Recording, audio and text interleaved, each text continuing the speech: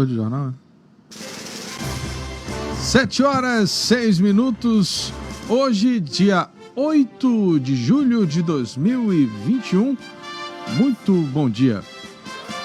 Bom dia a todos, bom dia Álvaro. A partir de hoje, pessoas com 23 anos já podem se vacinar contra a Covid-19 em Manaus.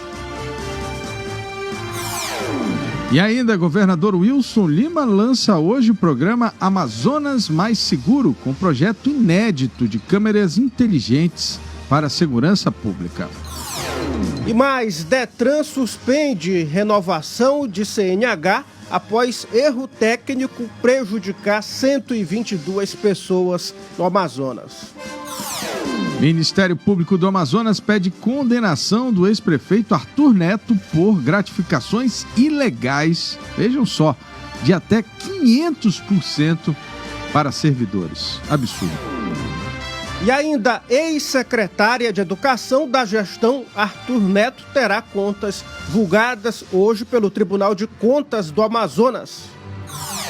Omar Aziz diz que Forças Armadas têm lado podre e comandantes dizem que não irão aceitar ataque leviano. A confusão está armada lá na CPI da pandemia.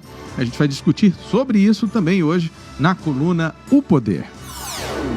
Você também fica bem informado sobre o trânsito e as ocorrências policiais ao vivo. Este é o Jornal da Cidade, o seu Jornal das 7.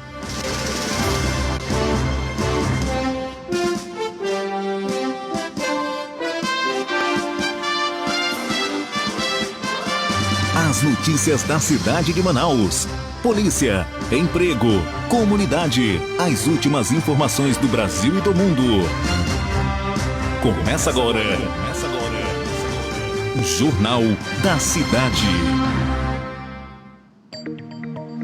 Agora vamos conferir as manchetes dos principais jornais do país. E aí a gente começa com o Estado de São Paulo, Estadão, que traz ex-diretor da Saúde é preso, acusado de mentir na CPI. O presidente da comissão, Omar Aziz, ordenou a detenção de Roberto Dias, liberado após pagar fiança de R$ 1.100. Empresários se mobilizam contra a proposta para mudar imposto de renda. Representantes de mais de 120 associações empresariais enviaram ao presidente da Câmara, Arthur Lira, carta em que cobram alterações do projeto do governo que altera o imposto de renda de empresas e pessoas físicas. Assassinato de presidente acirra instabilidade política no Haiti. O presidente do Haiti, Jovenel Moïse, foi morto a tiros por homens que invadiram a casa dele ontem.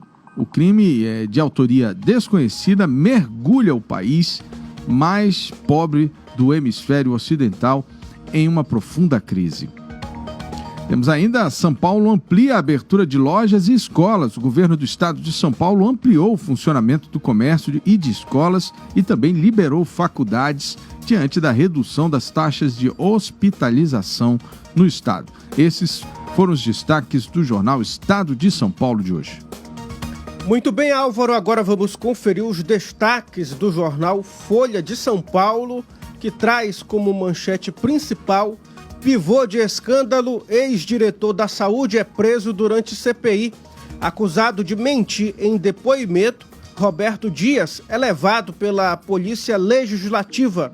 Ele negou propina. E ainda, Butantan adia em um mês entrega da Coronavac. Instituto Butantan antecipará em um mês a entrega das remessas que faltam no contrato de 100 milhões de doses de Coronavac ao Ministério da Saúde, disse João Dória.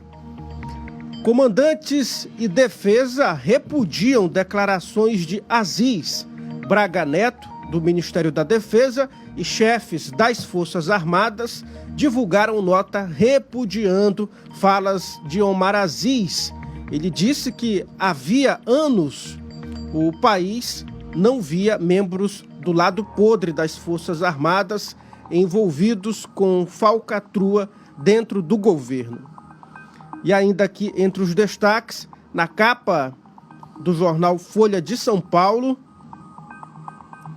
Após provas de vacina vencida, Santos vai reaplicar. Após funcionários de hospital promoverem que tomaram vacina vencida, a Prefeitura de Santos, São Paulo, convocou profissionais de saúde de 3 unidades para processo de revacinação. A cidade não confirmou quantos cidadãos estão nessa situação. Bom, de São Paulo vamos a Minas Gerais com o jornal Estado de Minas, que traz a manchete do chopp casual à prisão na CPI. Pode levar. Roberto Ferreira Dias, diretor exonerado do Departamento de Logística do Ministério da Saúde, foi detido, mas liberado apenas após fiança. O presidente da CPI da Covid deu ordem de prisão ao ex-diretor do Ministério da Saúde, suspeito de pedir propina em negociação de 400 milhões de doses da vacina. Bolsonaro diz que pode não aceitar resultado da eleição. O presidente da República subiu o tom das críticas ao ministro Luiz Barroso, que comanda o Tribunal Superior Eleitoral, e outros integrantes do Supremo, ao defender a impressão do voto na urna eletrônica em 2022. BH tem menor lotação de UTIs desde dezembro. O uso de leitos de terapia intensiva para a Covid-19 em BH recuou no menor nível desde 15 de dezembro de 2020. Zema entra de novo em atrito com deputados. É isso aí, essas foram as manchetes do Estado de Minas. Agora vamos conferir os destaques do jornal O Globo, que traz como manchete principal temperatura em elevação. O presidente da CPI manda prender ex-diretor da Saúde.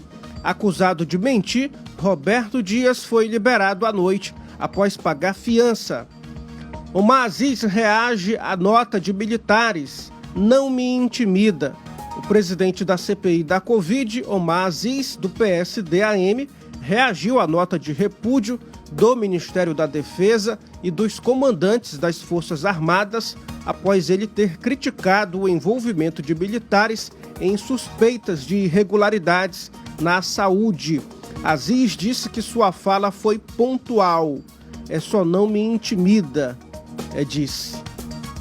E também aqui entre os destaques na capa do jornal O Globo, Congresso quer reduzir imposto sobre dividendos. O Congresso quer mudar a proposta de reforma tributária do governo em razão da resistência de empresários, em especial a taxação de dividendos. 120 associações empresariais enviaram carta criticando o texto. Deputados querem baixar a alíquota de 20% proposta pelo Executivo e subir faixa de isenção de lucro. Álvaro. Muito bem, 7h14. Jornal da Cidade. Só o que importa. E a gente aproveita para dar um bom dia aqui para Lidiane Pacheco, Aldenora Souza, Arli Souza, Johnny Salles, Aldacina Colares, Rejane Vasconcelos, Ronald Maia, Góes, Davi Silva, Tarcísio Tavares, entre outras pessoas que neste momento acompanham o Jornal da Cidade. A gente já pede a você que está nesse momento assistindo o jornal a compartilhar. É só clicar aí em compartilhar e automaticamente você vai compartilhar no seu perfil do Facebook. Se você quiser também, você pode compartilhar, mas copiar o link e aí colar nos grupos de WhatsApp dos quais você faz parte. Com isso, você vai levar o Jornal da Cidade nesse exato momento ao vivo para mais pessoas. Correio Brasiliense traz a manchete principal: CPI em dia de prisão e crise com militares. Comentário do presidente da comissão sobre banda podre da caserna irrita comandante das Forças Armadas, que consideram declaração leviana e emitem nota. Não me intimidem, reagem Omar Aziz. Citizen Kane, o protagonista do sucesso inglês. Liderados pelo atacante, anfitriões da fase final da Eurocopa, vencem a Dinamarca, são finalistas inéditos e decidirão a taça contra a Itália. O jogaço ontem, né? Que agitou ali a tarde da quarta-feira. Variante Delta avança.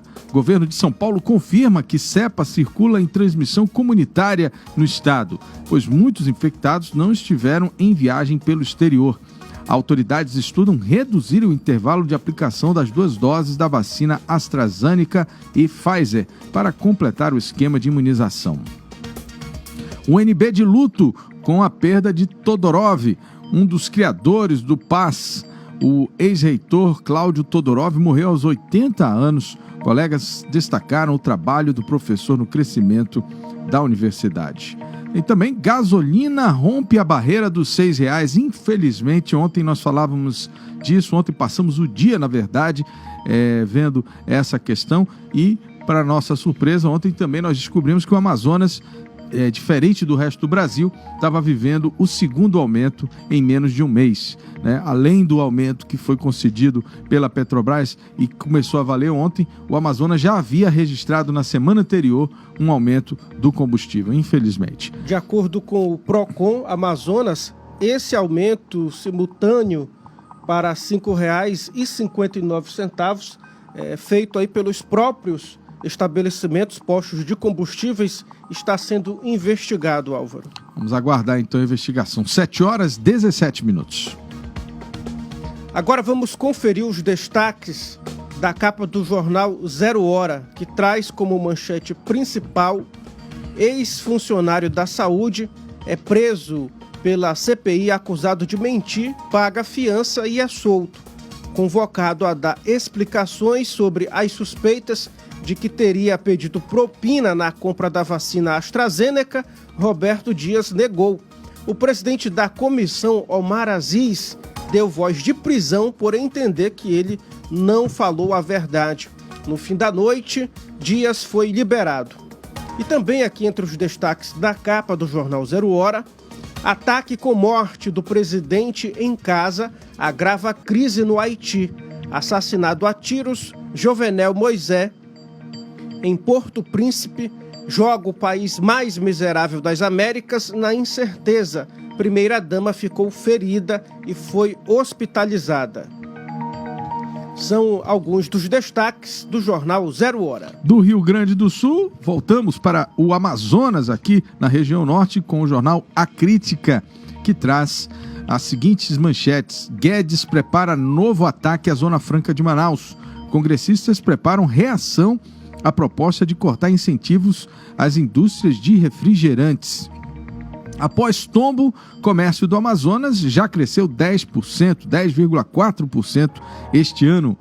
Eleições 2022, Bolsonaro só aceitará se tiver vitória.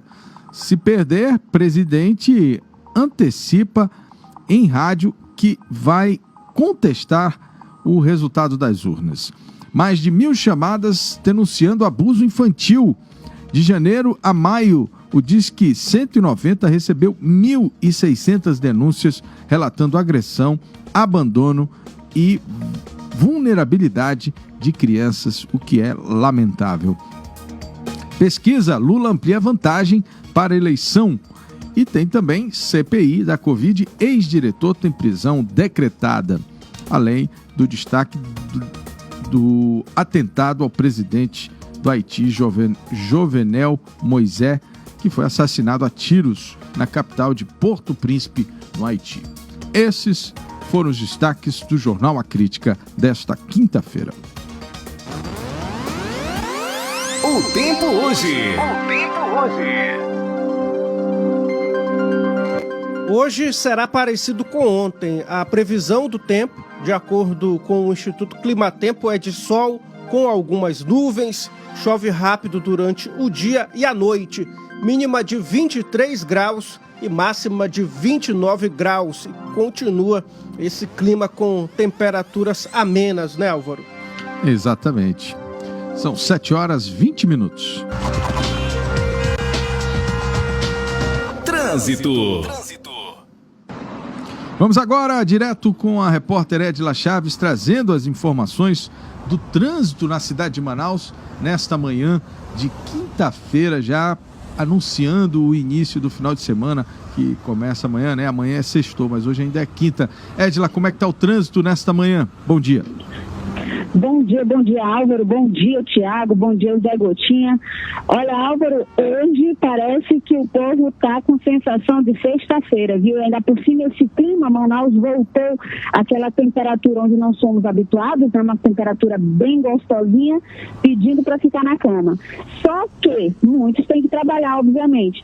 Na avenida, por 4 Tapajós, gente, o trânsito está complicado, chegando até a deixar a área ali da Max Teixeira também na lentidão. Isso porque, bem em frente ali ao Nova Era, eu creio que é aquele supermercado que a nossa equipe, quando passou Nova Era o Ataque, eu não sei ao certo, mas aquele trecho ali, gente, está tendo ainda, né, a questão de um trabalho onde a Secretaria de Infraestrutura está também completando seu serviço na questão do asfalto, e isso acabou por gerar uma certa lentidão, pois das 3 vias, apenas 2 estão em funcionamento, ok? Então as pessoas estão até achando que teve algum acidente, alguma coisa. Não foi, gente. E como é após o retorno ali de Cidade Nova, então, da entrada da Max Teixeira, está sendo atingido o trânsito também na Avenida Max Teixeira. Muito lento mesmo o trânsito. Então as pessoas estão ficando preocupadas com isso, gente. Não foi acidente, tá? E quem puder já ir por outro caminho, aproveita a oportunidade. Certo. Outra informação que estamos trazendo já é a questão das liberações de algumas vias por conta da cheia, né? Olha só que bacana. Já estamos conseguindo liberação das vias. O IMMU já liberou ali um trecho apenas da Avenida Lourenço da Silva Braga, no bairro de Educando, na Zona Sul. Ele estava interditado por conta da subida das águas do Rio Negro, né? Mas, após as visitas técnicas, foi verificado que a avenida já apresentava condições para circulação de veículos sem causar dano algum. Então, isso aí também já facilita para os motoristas. Agora, Álvaro, eu quero deixar um alerta: a qualquer momento a nossa equipe pode entrar. Está acontecendo uma operação da Polícia Federal aqui em Manaus, viu? Tá certo. Daqui a pouco, então, a Edila traz informações a qualquer momento, viu, Edila? Dessa operação da Polícia Federal que está se desenrolando na manhã desta quinta-feira. Ainda não temos muitos detalhes, mas a Edila já está aí em cima do lance, tentando aí trazer para você as primeiras informações dessa ação da Polícia Federal no Amazonas. 7h24. Daqui a pouco a Edila, então, volta. Obrigado, Edila. Trânsito. Bom, e antes da gente falar aqui da Covid-19, vamos aproveitar para dar o bom dia aqui para Tiana Cardoso, para Eliana Macedo, né? Também aqui para o Renato Cardoso, Amazonas Corado, meu tio, Luísa Maria Marques, Francisco Silva, Blanche de Noraes, Ângelo Gledson, João Batista Ribeiro, Odileia Gomes, Maria Silva, Carla Ambana, eu acho que é isso, Embana, eu acho que é um nome diferente.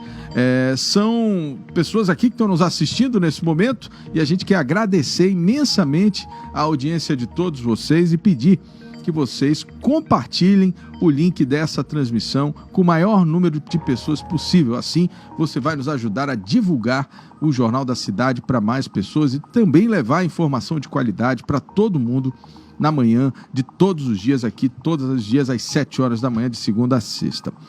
Muito bem, 7h25. Vamos agora às informações da Covid-19. O Brasil registrou 1.595 mortes por Covid-19 nas últimas 24 horas, totalizando, nesta quarta-feira, 528.611 óbitos desde o início da pandemia. Com isso, a média móvel de mortes nos últimos 7 dias chegou a 1.481. Esse é o primeiro registro abaixo de 1.500 em 122 dias. O Amazonas registrou o diagnóstico de 543 novos casos da Covid-19 nesta quarta-feira, segundo dados da Fundação de Vigilância em Saúde do Amazonas.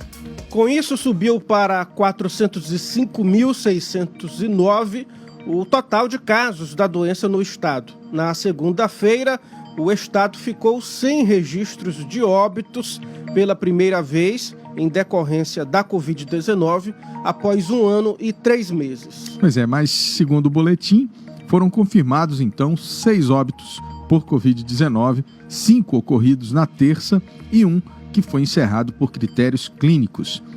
Agora já são 13.355 pessoas mortas no estado desde o início da pandemia. Vamos atualizar agora, Álvaro, as informações sobre a vacinação no país contra a Covid-19 com uma notícia muito boa. O Brasil registrou recorde na divulgação de vacinas em 24 horas. Pois é, olha só, de terça para quarta foram 3.391.427 doses divulgadas, somando a primeira, a segunda e a dose única. Ontem foram aplicados aí 2.390.260 de primeira dose de algum dos imunizantes. Os brasileiros que tomaram a segunda dose ou a dose única de vacinas contra a Covid-19 e estão imunizados somam 13,60%.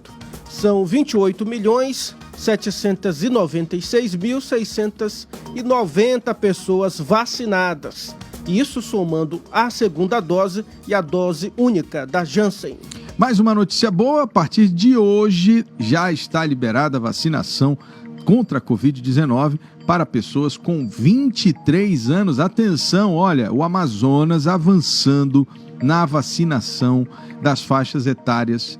Creio eu que seja o estado que está mais avançado em termos de idade, né? Só para você ter uma ideia, vários estados, a gente está acompanhando aqui os resumos diariamente, ainda estão na faixa etária dos 40 anos e aqueles um pouco mais avançados estão ainda na faixa etária dos 30 anos. O Amazonas já está na faixa dos 23 anos. A gente tem que aqui reconhecer o esforço das equipes de saúde, da Prefeitura de Manaus, do Governo do Estado, que estão fazendo esse trabalho, creio eu, que é um trabalho inclusive técnico, né? Porque você precisa fazer somas, divisões aí de quantidade de vacinas, é um trabalho extremamente técnico para conseguir avançar o mais rápido possível e a gente ter a nossa população ainda imunizada antes do final do ano. Então, você que tem 23 anos, atenção aí, o pessoal a juventude, né? O pessoal dos 23 anos, hoje é o seu dia, né? Vá lá e tome a sua dose de vacina. Estava em 24, agora baixou 1 ano de idade, muito bom, os jovens já podendo se vacinar. Muita atenção, pois para receber o imunizante é necessário levar RG, CPF e comprovante de residência original e cópia. Além da nova faixa etária, a Secretaria Municipal de Saúde segue vacinando gestantes e puérperas, que são aquelas mães até 45 dias pós-parto, e os militares das Forças Armadas e agentes de segurança e salvamento. Olha só, vou falar para você agora alguns pontos de vacinação, tá? Você que tem 23 anos ou mais, né, e que ainda não se vacinou, pode procurar um desses pontos de vacinação.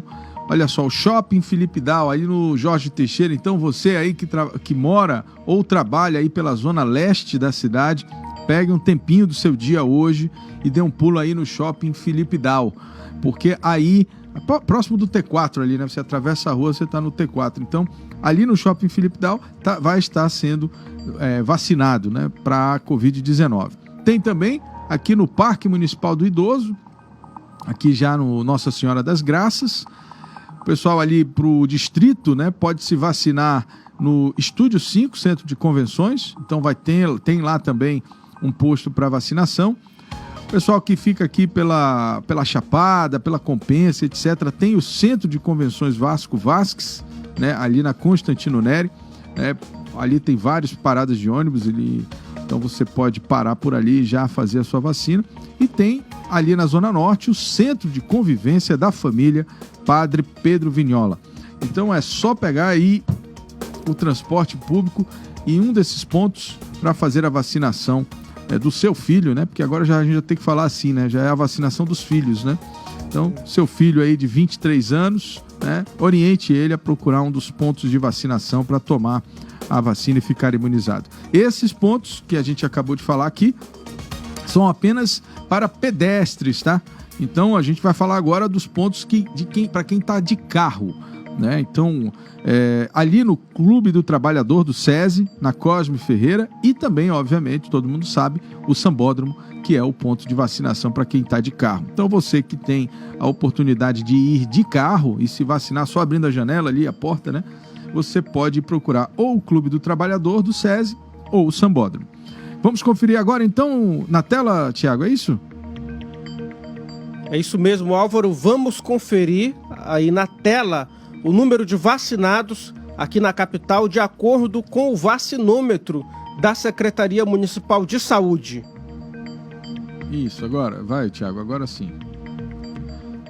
Tá conseguindo ver aí, Não, Tiago? não. Pois é, não tá. Afasta para trás aí, Marquinhos. Aí, agora. São 1.274.782 doses aplicadas. 938.998 para a primeira dose e 314.948 da segunda dose, não é isso? Isso. Bom, faixas etárias aí, 673.455, né? E aí tem comorbidades, enfim. Esse é o site da Prefeitura, de vacinômetro, para que você possa acompanhar como está a vacinação. Tem também o da Fundação de Vigilância em Saúde, né? Que também mostra outras informações. Só lembrando, né? O site da Prefeitura, obviamente, só mostra a vacinação na capital, Manaus. Então, não se confunda, né? Olhando o site da Prefeitura, achando que a gente está falando do estado como um todo, né? O site que mostra a vacinação do estado como um todo é o site da FVS, que é do governo do estado. Pois é, e lembrando que no sábado, 5 municípios vão receber mutirões de vacinação contra a Covid-19, que são eles Itacoatiara, Iranduba, Urucará, São Sebastião do Atumã e Apiranga, né? O governador anunciou aí mais mutirões de vacinação contra a Covid-19. São ações realizadas em parceria com as prefeituras dos municípios. Então a gente lembra que no sábado tem mais mutirão de vacinação contra a Covid-19 em 5 municípios amazonenses. 7h34. Jornal da Cidade. O Departamento Estadual de Trânsito do Amazonas detectou um problema técnico no processo de renovação da CNH, desenvolvido ali pela Prodan. Segundo a empresa que fornece o serviço para o site do Detran, o problema de usabilidade no serviço de renovação da CNH levava o usuário a imprimir apenas um dos documentos necessários. Ao todo, 122 usuários foram afetados e, segundo a Prodan, essas pessoas serão informadas em seus e-mails sobre o procedimento a ser adotado para obter o documento faltante para concluir o atendimento. O Detran Amazonas emitiu uma nota lamentando que o problema no sistema tenha causado transtorno, mas ainda não foi divulgado um prazo para retorno do sistema. O presidente do Haiti, Jovenel Moisés, foi morto a tiros por agressores não identificados em sua residência particular de madrugada, de acordo com o governo do país. É um ato bárbaro, o que provoca temores de tumultos crescentes na nação caribenha empobrecida. O assassinato, que foi repudiado pelos Estados Unidos e por países latino-americanos vizinhos, incluindo o Brasil, coincidiu com episódios de violência de gangues em Porto Príncipe nos últimos meses, fomentados por uma crise humanitária cada vez maior e um caos político. A desordem transforma muitos distritos da capital em terras sem lei. Depois de realizar uma reunião de gabinete, o primeiro-ministro interino do Haiti, Cláudio Joseph, disse em comentários televisionados que o governo declarou um estado de emergência em meio às dúvidas sobre quem assumirá as rédeas do país. Martine Moisés, esposa de 53 anos do presidente, também foi baleada no lar do casal, situado nas colinas acima de Porto Príncipe. Ela está recebendo tratamento médico. É importante você saber que o Haiti está politicamente polarizado e enfrentando uma crise de fome progressiva. O medo de um rompimento da ordem está se espalhando. A República Dominicana diz que está fechando a fronteira que compartilha com o Haiti na ilha caribenha de São Domingos. Não está claro quem sucederá Moisés. Nesta semana, ele indicou um novo premier que ainda não tomou posse. O chefe do Supremo Tribunal de Justiça, mais um candidato ao posto, de acordo com a Constituição, morreu de Covid no mês passado e ainda não foi substituído. Que drama, né? O Haiti está vivendo. Jornal da Cidade. Atenção! O Instituto Nacional de Seguro Social divulgou uma nota na qual alerta que golpistas têm se aproveitado das revisões de alguns benefícios para tentar obter dados pessoais dos beneficiários. As abordagens podem ocorrer por carta, e-mail, telefonema ou mensagens de celular, alerta o Instituto. Tentativas de golpe podem ser denunciadas por meio da ouvidoria do INSS no endereço da Controladoria Geral da União ou pelo telefone 135. Vítimas de golpe devem registrar um boletim de ocorrência e comunicar o caso aos órgãos envolvidos, que podem ser, além do próprio INSS, o banco por meio do qual é pago o benefício. Pois é, para evitar cair nesses golpes, né, o INSS sugere que o beneficiário, ou seja, você que recebe a aposentadoria, mantenha seus dados de contato atualizados, telefone, e-mail, endereço, e isso pode ser feito no site Meu INSS ou pelo telefone 135. Por quê? Porque agora, como eles abriram esse recadastro, né, os golpistas aproveitam, mandam um e-mail para você e diz, olha, você precisa fazer o recadastro, tá aqui o link. Aí você acha que aquele e-mail é do INSS, clica e passa as informações para o golpista. Eles sabem que o INSS de fato está fazendo o recadastro e aproveitam para ficar enviando e-mail de golpe para vocês. Então, muito cuidado, né? E é importantíssimo que você mantenha o seu cadastro atualizado para evitar esse tipo de abordagem. Agora vamos atualizar para você as informações sobre a maior cheia da história do Amazonas. O Rio Negro continua descendo e algumas alterações já podem ser notadas, como a Edila falou mais cedo. O trânsito na Lourenço Braga, no Educandos, já foi liberado por conta da descida do rio. Pois é, o rio continua descendo. Hoje a cota de alagação é de 29 metros e 80 centímetros. Então, nas últimas 24 horas, o Rio Negro desceu 3 centímetros. Até agora, o rio já acumula a descida de 22 centímetros e isso é muito bom ali, principalmente para as cidades e também para o centro de Manaus, que está sofrendo com as alagações. Polícia. Vamos agora então com Edila Chaves saber o resumo dos principais acontecimentos da noite e madrugada na cidade de Manaus e também essa notícia quente que amanhecemos aí já envolvidos com a operação da Polícia Federal na cidade. Edila, já tem mais informações dessa operação? Bom dia. Bom dia, Álvaro. Na verdade, ainda estamos apurando as informações que recebemos aqui. Os policiais ainda estão dentro do condomínio. Ainda há pouco falamos com uma moradora. Ela disse que acordou assustada, inclusive não saberia nos trazer detalhes, né, quem estaria. Lembrando que houve ontem ainda, no município de Presidente Figueiredo, também uma ação da Polícia Federal. Essa, inclusive, que não foi nem divulgada. Mas, a princípio, teria algo a ver com a questão de investigações sobre algo da empresa Bringel. Isso é o que teriam trazido para a gente, mas não temos muitos detalhes ainda sobre o caso, né?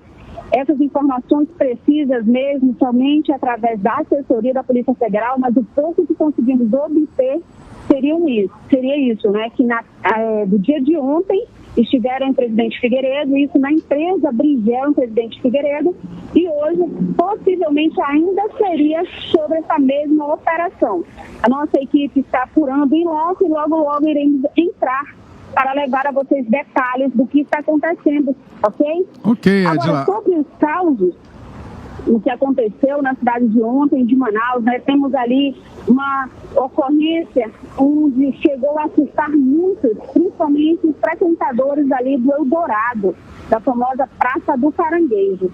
A nossa equipe conseguiu uns detalhes agora pela manhã, onde a informação que se tem é que um Gol branco de placa QZX 9C08 estaria passando pelo local, dentro teriam 4 pessoas. E do lado de fora, uma pessoa chegou atirando, foi quando houve essa pequena troca de tiros, porém que o alvo seria um que estaria dentro do carro e possuía tornozeleira eletrônica. Das 3 pessoas, olha, Álvaro, nesse momento estão passando mais viaturas da Polícia Federal no sentido oposto na Efigênio Salles, viu? Tem 2 viaturas em frente ao condomínio Mason e do lado oposto passaram mais 2 viaturas e ali também com o giroflex ligado. Opa, atenção, né? Então, voltando ao caso do Eldorado, as 3 pessoas, Bismarck Miranda do Nascimento, possivelmente ele que seria o que estaria com a tornozeleira eletrônica, estaria sendo o alvo, ele morreu durante esta manhã no pronto-socorro 28 de agosto. As demais pessoas, só um minutinho que eu vou pegar aqui os nomes, dentre elas temos uma mulher também, ela, segundo informações, estaria em estado grave, entubada, que seria a Vitória Guidão Feitosa. Ela, inclusive, foi transferida para o João Lúcio. E a terceira pessoa seria Roberto Felipe Rodrigues de Mello, 28 anos. O Roberto ainda permanece no 28 de agosto, não sabemos o estado de saúde, mas a Vitória, o que se tem, estaria em estado grave. Desses 3, apenas o Bismarck, que seria o alvo que acabou indo a óbito, e a 4ª pessoa que estaria no carro conseguiu sair ilesa. Essas foram as informações a respeito do caso ocorrido no Eldorado. Já ainda durante a noite de ontem tivemos o caso do homicídio do motorista de aplicativo, Cláudio Rogério Rodrigues, de 38 anos. Segundo informações, Cláudio chegou no bairro Tancredo Neves para uma corrida e ali foi abordado por 2 homens. Segundo o relato, seriam 4 disparos que acabaram ceifando a vida de Cláudio. Segundo a polícia, ele não teria nenhum tipo de passagem pela polícia. Essas são as informações dos casos ocorridos durante a noite de ontem, casos de polícia.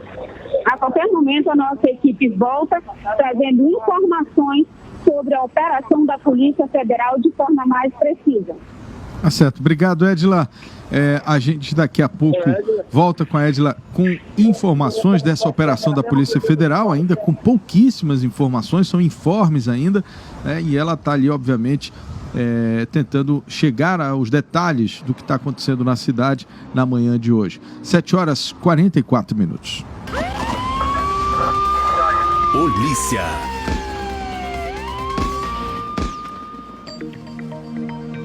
O Tribunal de Contas do Amazonas vai julgar hoje 350 processos. Dentre eles, a prestação de contas da ex-secretária municipal de Educação da gestão passada, de Arthur Neto, Kátia Schweikart. Pois é, olha só, estarão sob análise também 14 recursos de revisão, reconsideração e de recursos ordinários, onde gestores tentam modificar as decisões que foram emitidas pela Corte de Contas. O clima esquentou entre o presidente da CPI da pandemia, senador Omar Aziz, e as Forças Armadas. Isso porque, durante o depoimento do ex-diretor de logística do Ministério da Saúde, Roberto Ferreira Dias, o senador disse que há membros do lado podre das Forças Armadas envolvidos com falcatrua dentro do governo federal e que os bons devem estar muito envergonhados. Pois é, e o Ministério da Defesa, né, a Marinha, Exército e Aeronáutica se reuniram no início da noite de ontem e, obviamente, não gostaram muito da posição do senador e emitiram uma nota, né? E sobre isso a gente vai falar agora na coluna O Poder. Opoder.com, com Bruno Mazieri. Bom dia, Bruno! Bom dia, Álvaro. Bom dia, Thiago. Bom dia a você que nos acompanha nessa quinta-feira. O clima esquentou mais uma vez lá na CPI. E o que os generais, né, ao final ali do discurso do presidente da CPI, o senador Omar Aziz aqui do Amazonas, o que os generais se declararam aí, Bruno, depois da declaração do presidente da CPI? Ontem a CPI, na verdade, esquentou em dois momentos, né, Álvaro? Primeiro, quando o senador Omar Aziz, que é o presidente da comissão, pediu a prisão do ex-diretor de logística do Ministério da Saúde, Roberto Ferreira Dias, que estava depondo lá em Brasília, e logo em seguida, quando as Forças Armadas, juntamente com o Ministério da Defesa, se pronunciaram a respeito disso, né? E aí essa nota assinada por todos os comandantes diz que as Forças Armadas do Brasil sempre estiveram empenhadas em preservar vidas, em preservar a democracia e que não iam aceitar nenhum tipo de declaração mentirosa, né, que pudesse vir a manchar a reputação das Forças Armadas brasileiras. Não aceitariam qualquer tipo de ataque leviano e que as instituições buscam sempre a liberdade do povo brasileiro.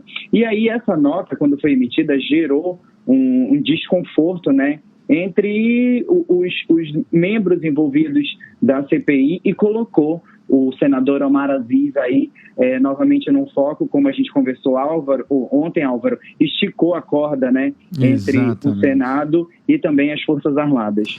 E a gente vem falando isso todo dia, né, Bruno? A CPI, que é uma CPI política, né, tá muito claro para a gente isso, e a gente, obviamente, vai aqui sempre ressaltar que as questões técnicas elas estão ficando num segundo plano. Ontem, o que deu a entender que havia, obviamente, uma predisposição para fazer esse ato político de prisão do ex-gerente lá do Ministério da Saúde, né? Então, acho que meio que ficou muito claro ali, né, a posição de ter um ato um pouco mais feroz da CPI para tentar, né, na verdade, tirar um pouco essa peste de que a CPI fica só fazendo oba-oba, né, com discussão, briga e tal, e na verdade não responsabiliza ninguém com nada, né, não consegue responsabilizar ninguém com nada. Mas aí essa declaração do senador Omar Aziz, eu entendo ela como a transferência dessa discussão da CPI para um outro patamar, né? Quer dizer, a gente está começando a esticar a corda numa direção que é extremamente perigosa, né? Quer dizer, o senador tem todo o direito de ter a opinião dele, ninguém pode tirar isso, né? No Brasil, nós temos o direito de nos expressar, graças a Deus, né? E a nossa Constituição, né? Nós temos o livre pensamento, mas ele, como senador, ele precisa entender que, ao afirmar, né, que há banda podre, que há gente que está fazendo coisa errada e tal, ele assume o compromisso de provar isso, né? Então, ele não está fazendo uma declaração numa mesa de bar, né, Bruno? É isso que eu quero dizer. Ele está fazendo dentro de uma CPI. Declaração nacional, né, Álvaro? Uma coisa assim que está tendo uma proporção muito grande. A gente sabe que todo mundo quer saber o que está acontecendo lá, que quer ficar bem informado. Então, quando ele dá uma declaração dessa, realmente, como você falou, ele vai ter que provar aquilo que ele está falando, né? Eu lembro muito do caso do vice-governador aqui. Ele fez uma declaração um tempo atrás, né, dizendo que tinha sido feito um experimento de manada aqui no Amazonas, lembra? E no dia seguinte a gente disse, tudo bem, agora prova. A imunidade de rebanho, imunidade de rebanho, né? Que havia sido testado. Feito um teste. E depois disso a gente percebeu que ele sumiu, né? Comeu a bio, né? Porque não tem como provar. Declaração. Exatamente, não tem como provar, né? Como é que tu vai acusar alguém de alguma coisa desse nível, né? Dessa proporção? Então, quer dizer, hoje em dia a gente precisa ter muito cuidado. As informações, né, Bruno, elas circulam muito livremente hoje, né? E tem muito canal divulgando informação. Então, é óbvio que aquela pessoa que fala, que afirma, que acusa, ela tem que ter muita certeza e detalhes para poder sustentar o que está dizendo ali.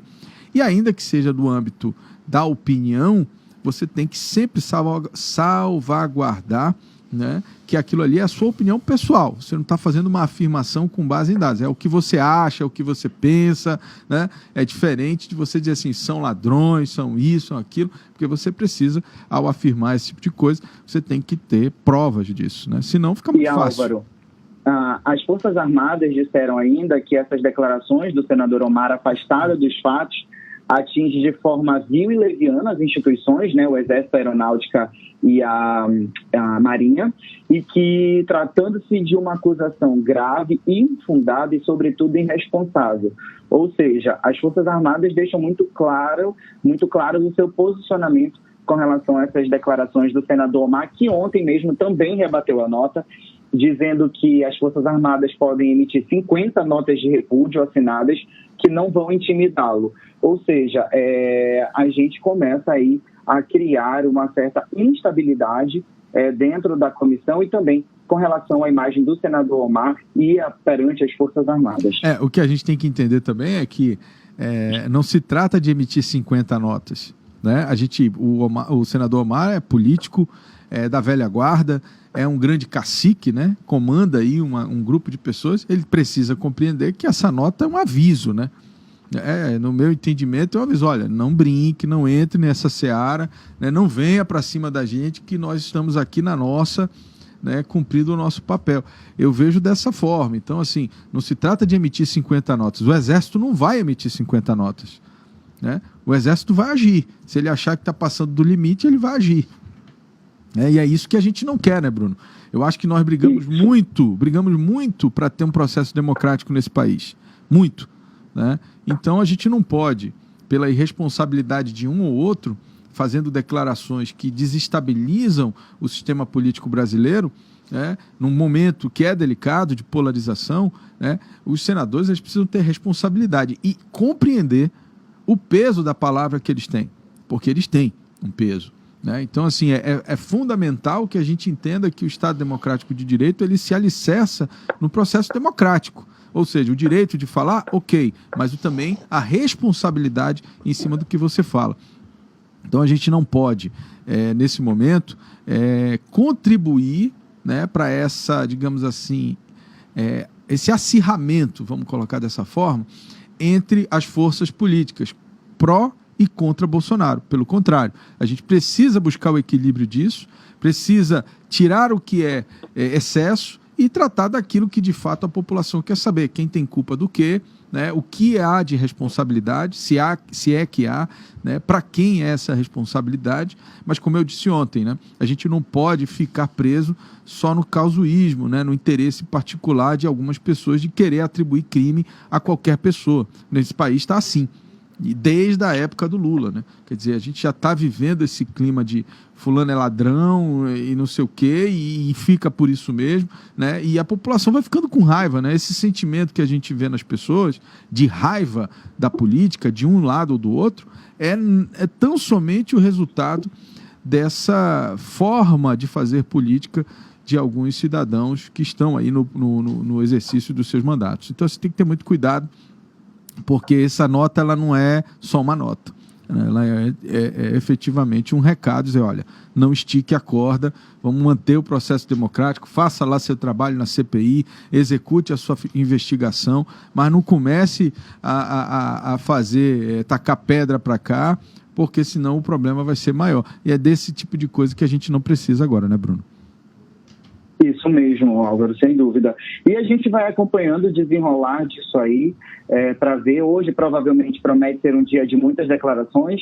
A gente tem que acompanhar também como ficou a questão da prisão, né, do ex-diretor aí do Ministério da Saúde, o ex-diretor de logística, para ver como isso se desenrola. Ele foi solto, né? Ele foi solto, né, Bruno? Depois pagou fiança de R$1.100. Justamente, mas a gente precisa acompanhar o desenrolar disso. Se o senador vai pedir novamente, entendi. Como é que isso vai ficar diante da CPI? Porque ontem, alguns especialistas, eu tinha acompanhado no final da noite já, acompanhando que alguns especialistas disseram que a atitude do senador Omar tinha sido arbitrária e que ele não podia declarar a prisão do depoente. Então, assim, a gente vai acompanhar ao longo do dia para saber como se desenrola essa questão, né? Obviamente, da prisão e da soltura do ex-diretor e também o que vai acontecer na CPI hoje. Amanhã a gente também conversa sobre no que isso resulta para a imagem do senador Omar, que está na linha, né, de disputar uma eleição ou pela reeleição ao Senado ou para algum outro cargo. Vamos ver, amanhã a gente conversa, Bruno, quais os efeitos, né, dessa posição do Omar na CPI ao longo dessas últimas semanas. Tiago. Sem dúvida. O Ministério Público do Amazonas ajuizou ação civil pública por ato de improbidade administrativa e pediu a condenação do ex-prefeito de Manaus, Arthur Neto, e do ex-secretário da Casa Civil, Lourenço dos Santos Braga. A investigação concluiu que foram concedidas gratificações ilegais por produtividade de até 500% sobre o valor da remuneração regular de 11 servidores da Casa Civil entre 2013 e 2019. Bruno Mazieri, mais uma investigação contra Arthur Neto. Será que agora vai, porque até então o ex-prefeito só se beneficia com decisões judiciais? Nesses últimos 6 meses, Tiago, a gente tem acompanhado que o Ministério Público resolveu se manifestar a respeito de uma série de supostas irregularidades cometidas pelo ex-prefeito de Manaus, Arthur Neto. Eu me questiono muito onde é que estava o Ministério Público ao longo dos 8 anos que o prefeito permaneceu no comando da cidade, né? Mas de certo que nunca é tarde. Então, agora o Ministério Público resolveu se manifestar em torno disso. E um desses casos é essa suposta improbidade administrativa que pede a condenação tanto dele quanto do ex-secretário da Casa Civil, Lourenço dos Santos Braga, por pagar quase 500% aí de gratificações ilegais, né? De gratificações a servidores da Casa Civil, a 11 servidores da Casa Civil. Ou seja, tem um time de futebol, né, Bruno? Tem um time, uma seleção de servidores da Casa Civil entre 2013 e 2019. A gente, obviamente, ainda não vai dar os nomes porque a investigação precisa evoluir, mas tem um time, um Dream Team lá de servidores da Casa Civil que receberam gratificações por produtividade. Quer dizer, tem que saber primeiro, tem que saber se essas gratificações foram realmente dadas a pessoas que estavam produzindo, né? Começa daí, porque se é uma gratificação por produtividade, tem que saber que tipo de produtividade era essa, né? E na Casa Civil há de se duvidar, né? A gente sabe muito bem como é que funcionam as casas civis, né? Nesse sentido. E aí, Álvaro, que o Ministério Público, né, por meio da promotora Clei Barbosa Martins, está pedindo um ressarcimento de 1 milhão da Prefeitura de Manaus, tendo quase 581 mil pagos pelo ex-prefeito e quase 450 mil pagos pelo ex-secretário da Casa Civil, Lourenço Braga. Então, assim, você se pergunta, esses 11 servidores, o que eles fizeram de tão produtivo para receberem quase 500% de gratificação, obviamente, além do salário deles, que por si só já deve ter um salário muito significativo. Tem que lembrar isso, além do salário, né? Quer dizer, além do salário... Um salário significativo diante da sociedade de uma forma geral, principalmente pelo momento pelo qual estamos passando, porque ano passado o prefeito ainda era o Arthur, então a gente já vivia uma situação de pandemia. Então, assim, é preciso de fato que o Ministério Público faça esse levantamento.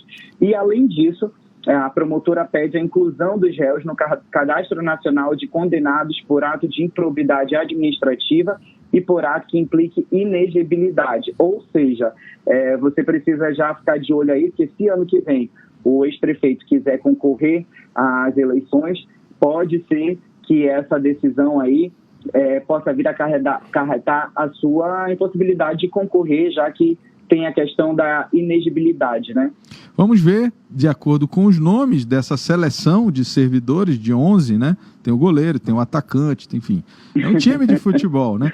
Que está ganhando aí bastante na prefeitura do Arthur. Vamos ver agora qual é o posicionamento da Justiça, né, Bruno? Já que o Ministério Público ofereceu essa denúncia aí à Justiça, vamos ver o que a Justiça fará em relação a essa seleção de servidores de 500%. E que a gente possa saber quem são, né? Esses 11 servidores que receberam, né, 500% entre 2013 e 2019. Vamos ver se a gente consegue uma avaliação com o nosso jurídico, se a gente já pode divulgar o nome, até para fazer, né, realmente o quadrinho, né, do time de futebol, a escalação desse Dream Team da Casa Civil do prefeito Arthur Vigílio.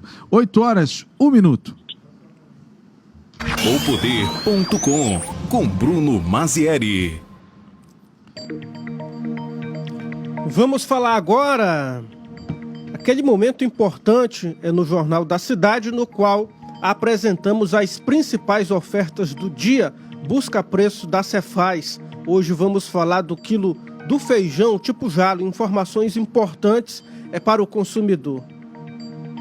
Pois é, olha, muita atenção. No dia 22 de junho a gente noticiou o valor que, em média, de R$ 7,00, e em menos de 20 dias o feijão subiu mais R$ 2,00. De acordo com o site Busca Preço da Cefaz, o menor valor do tipo jalo é de R$ 9,99. A gente precisa olhar isso, né? Principalmente as instituições como o Procon, saber se isso é inflação, saber se os comércios estão tentando tirar o prejuízo do período da pandemia, aumentando demasiadamente os preços. A gente precisa de alguém olhando realmente o porquê, né, desses aumentos tão insistentes, né, dos produtos em tão pouco tempo, né? 20 dias, um aumento de R$ 2,00 no preço do quilo do feijão, realmente é de se preocupar. O preço máximo desse tipo de feijão ultrapassa os R$ 17,00. É bom procurar uma opção diferente na hora do almoço agora, infelizmente. Pois é, infelizmente o feijão, que é digamos assim, um ingrediente, né, do prato do brasileiro, essencial, né? Bom, para conferir essas informações é só acessar o site Busca Preço da Cefaz. Todos os lugares que emitem nota fiscal amazonense estão lá, catalogados no site. QG do Automóvel, com Alfredo Filho. Vamos agora fazer um balanço do mundo automotivo com o Alfredo Filho, que traz as informações da venda de carros no mês de junho. Alfredo, bom dia. Bom dia, Álvaro. Bom dia a todos. Olha só, a gente falava nos últimos meses que havia uma pequena retração, né, no mês passado, no mês anterior, em virtude da falta de componentes e também de produtos, né? Porque sem os componentes, as fábricas praticamente todas ou pararam ou estão produzindo menos. E isso é fato. Se você chegar hoje numa concessionária aqui em Manaus, com absoluta certeza não terão todos os produtos, ou seja, não terão todos os veículos disponíveis para venda, exatamente porque não tem produção no Brasil em virtude disso, né? E aí a gente quer saber o efeito disso na venda de carros agora no mês de junho. Fechamos o mês de junho, já estamos em julho. Qual foi o resultado aqui no Amazonas, Alfredo? Álvaro, como você colocou, a retração foi até pequena, devido a todo esse imbróglio que a gente teve no mês de junho, paralisações, enfim. A retração foi de 0,8%, então foi bem pequena, posso dizer que manteve o mês de maio, né, emplacou aí 2.115 carros e comerciais leves no mês de junho. Teve uma média aí de 97 carros por dia emplacados no Amazonas, que já chegou a 12 mil veículos no acumulado do ano. Quando a gente divide e extrai, né, a venda direta da venda do varejo, a venda direta é aquela venda para empresas, né? E a venda varejo é a venda da pessoa física, a gente consegue obter ver o resultado, o que foi que ocorreu. E exato, não foi pior por conta da venda do varejo, até mesmo, que a venda do varejo ela teve comparado a maio, ela teve 13% de crescimento, enquanto a venda direta, que ela caiu 18%. Então, assim, por esse motivo que não foi pior, né? Segundo a FenaBrave, o mercado tem a liderança aí da Fiat, né? A gente segue a Fiat na frente, depois vem GM, depois vem Volkswagen entre as marcas, são as três primeiras, e a Hyundai fechando ali o quarto lugar, ficando no lugar até mesmo da Renault, que no mês passado vinha em terceiro e caiu para quinto. Certo. Então, assim, diante do que ocorreu em outras regiões, que a Fiat dominou as 7 posições entre os 10 mais vendidos, no Amazonas já foi diferente. A Chevrolet conseguiu se manter ali nas 2 primeiras posições, tanto com o S10 e com o Onix, e na terceira posição veio o hatch Fiat Argo. Certo. E o restante do top 20 ficou bem variado, não ficou seguindo o que foi as outras regiões do Brasil. Entendi. Foi domínio total aí da Fiat, da Stellantis. Quais são os veículos que a Fiat está conseguindo emplacar aí no Brasil? Que eu já entendi que não é a realidade aqui no Amazonas, né? É o Toro? Então, é o Fiat Toro? É o Argo? O que aconteceu no cenário nacional foi que a Fiat, a Stellantis, a Stellantis, que é a dona do grupo Fiat, Jeep, Citroën, Peugeot, ela dominou todas as 10 posições. Ela, nas 10 posições, ela colocou 7 veículos. Então, assim, foi domínio total. Mas isso é reflexo até das paralisações, né? Imagina, a GM está paralisada, Hyundai está também com 2 turnos paralisados, está trabalhando somente um turno. Então, assim, todas as montadoras elas estão sentindo. E aí é uma questão muito mais de estoque, não é? Quem tinha um estoque maior está conseguindo estar saindo bem. E as outras ali, somente no Amazonas que a gente viu isso aí, essa dobradinha da Chevrolet. Então, assim, agora, para o próximo mês, como essa paralisação da GM ainda segue, pode ter certeza que esse ranking geral vai ter mudanças. É certo. Alfredo Filho, muito obrigado, meu irmão.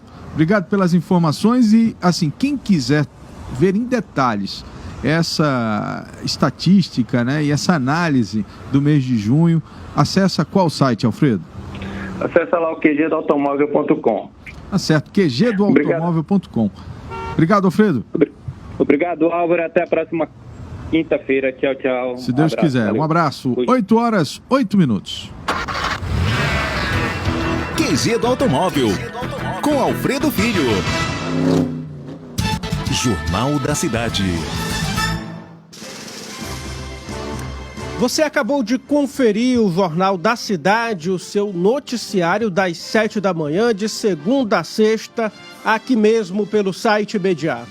Baixe agora o aplicativo da Rádio ZLZN aí na sua loja de aplicativos da Google Play Store. É só acessar a Google Play Store, digitar a Rádio ZLZN, que você vai ver essa imagem que está aqui. Opa, vou tirar aqui para a câmera. Essa imagem que está aqui do meu lado, esse ícone, você vai achar só digitando Rádio ZLZN na busca da Google Play Store. Não deixe também de acompanhar a programação do site Imediato, que começa aí nas primeiras horas da manhã com transmissões ao vivo dos principais fatos do dia. Às 11 horas da manhã nós temos o Imediato e o Povo, e desde já eu deixo aqui o WhatsApp da redação do site Imediato para que você possa adicionar na sua agenda de telefone. Anota aí, 9311 0060, o DDD é 092. Com esse número você pode fazer a denúncia, mandar fotos, mandar vídeos, se você testemunhar algum fato interessante na cidade que possa render alguma notícia para o site Imediato, é só encaminhar para o nosso WhatsApp. E também, se você precisar da presença da nossa equipe aí na sua comunidade, é só mandar aí o que está acontecendo, a localização, o endereço, que a nossa equipe vai até você. 9311 0060. Às 4 horas da tarde temos o Manaus 190, que é o programa policial da internet, com a apresentação do repórter Eudógio Gonçalves. Esta edição teve a apresentação de Álvaro M.A. Corado e Tiago Gonçalves. Transmissão e operação de áudio de John Andrew, produção e edição de Jonathan Souza, apoio técnico de Marcos Silva e Pablo Medeiros. Todo este conteúdo é produzido pela equipe da Rede Norte Digital. Muito obrigado pela sua audiência. A gente retorna amanhã às 7 horas. Até lá. Até amanhã.